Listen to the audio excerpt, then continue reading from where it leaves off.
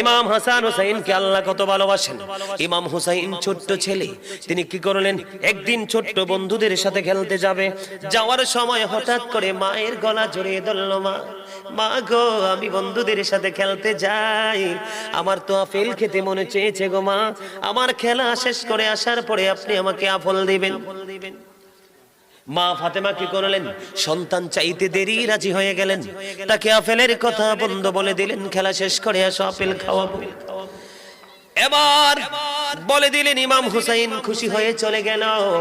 কিন্তু সবচেয়ে বড় বন্ধু মজার খবর হলো রে, মা ফাতেমা সন্তানকে প্রতিশ্রুতি দিয়ে, মনে রাখো বন্ধু, এটি নোট করে রাখো, বাস্তব জীবনে অনেক বেশি কাজে লাগবে।